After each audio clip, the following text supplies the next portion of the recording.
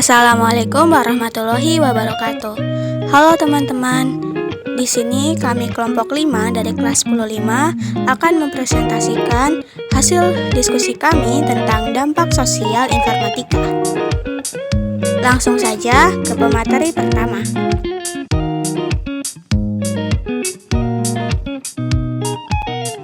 Pertama, awal mula sejarah komputer. Komputer bermula sebelum Masehi dengan penemuan abakus sekitar 2400 before Christ sebagai alat hitung pertama. Kedua, kalkulator Pascal. Tahun 1642, Blaise Pascal menciptakan kalkulator roda numerik untuk membantu ayahnya menghitung pajak. Tiga, penyempurnaan oleh Leibniz. Tahun 1694, Gottfried Wilhelm von Leibniz menyempurnakan kalkulator Pascal agar bisa melakukan perkalian. 4. Aritmometer oleh Cornell. Charles Xavier Thomas de Colmar menciptakan kalkulator yang mampu melakukan 4 operasi aritmatika dasar. Alat ini banyak digunakan hingga Perang Dunia I dan menjadi tonggak awal komputasi mekanika. 5. Tahun 1941, Konrad Zuse, insinyur Jerman, membuat komputer pemecah kode bernama Z3 selama Perang Dunia Kedua. Ke-6. Tahun 1943, Inggris membuat komputer bernama Colossus untuk memecah kode rahasia Jerman. Pada tahun 1930 sampai 1940-an, Howard Aiken dan IBM mengembangkan kalkulator elektronik besar bernama Mark I. Komputer ini menggunakan relay elektronik dan merupakan komputer relay pertama. Kemudian pada tahun 1945, John von Neumann bersama tim di University of Pennsylvania merancang konsep komputer EDVAC dengan arsitektur yang memungkinkan komputer menyimpan dan menjalankan program. Konsep ini masih digunakan hingga kini. Kemudian pada tahun 1951, Remington Rand merilis UNIVAC I, komputer komersial pertama yang menggunakan arsitektur von Neumann dan bahasa mesin. Komputer ini digunakan untuk pengolahan data skala besar. Generasi kedua menggunakan transitor yang menggantikan tabung vakum. Komputer menjadi lebih kecil, cepat, dan efisien. Bahasa pemrograman mulai muncul seperti COBOL dan Fortran. Generasi ketiga ditandai dengan penggunaan IC atau Integrated Circuit. Pada 1958 memungkinkan komputer menjadi lebih kecil dan menjalankan beberapa program sekaligus. Generasi keempat dimulai tahun 1980-an dengan penggunaan LSI, Large Scale Integration, FLSI, Very Large Scale Integration, dan ULSI, Ultra Large Scale Integration, memungkinkan jutaan komponen dalam satu chip. Komputer generasi kelima terus berkembang dengan salah satu ciri utama adalah munculnya kecerdasan buat atau AI, Artificial Intelligence. Informatika masa depan serta karir informatika dan studi lanjut informatika.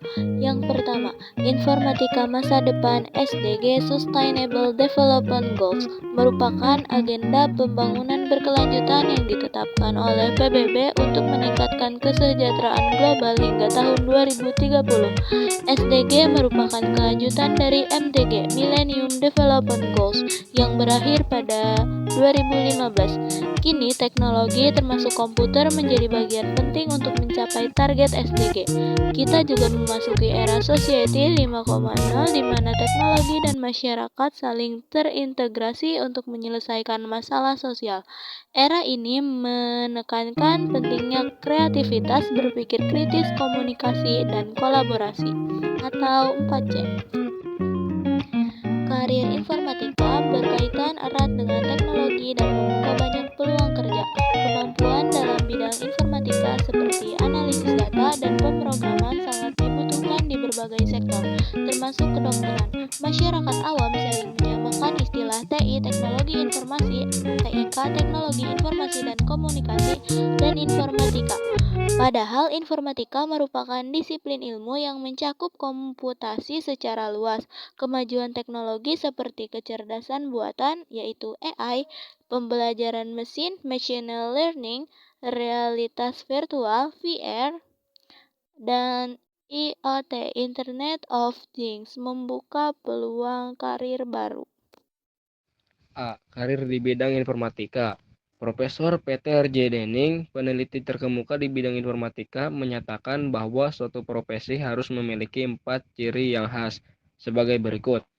Yang pertama, mendalami suatu bidang yang menjadi perhatian manusia dalam waktu yang lama.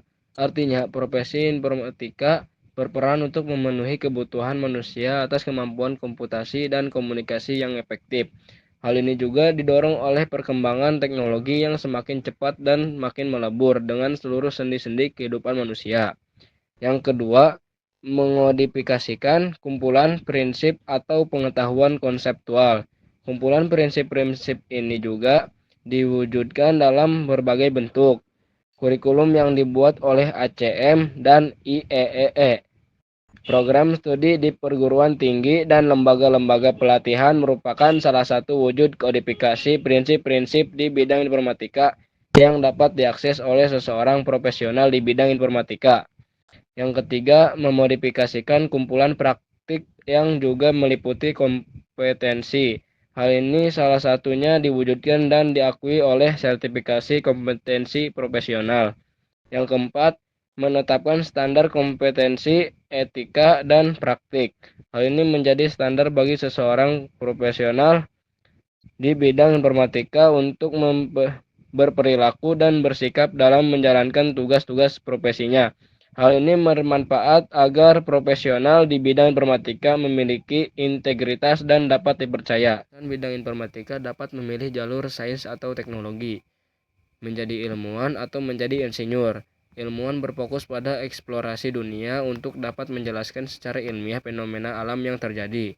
Sementara insinyur lebih fokus pada penciptaan produk dengan memanfaatkan hasil ilmuwan, sekaligus menemukan dan menciptakan ilmuwan rekayasa yang baru.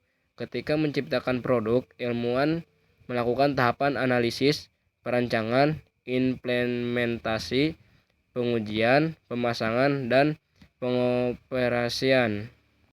Profesi juga terbagi 3. Yang pertama, profesi yang sangat spesifik di bidang informatika. Yang kedua, profesi yang erat dengan informatika. Yang ketiga, profesi yang memberikan dukungan teknologi informasi.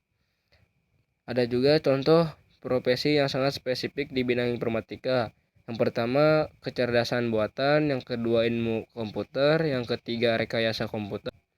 Pada bagian profesi yang erat dengan informatika ada juga contohnya seperti yang pertama dirgantara, yang kedua bioinformatika.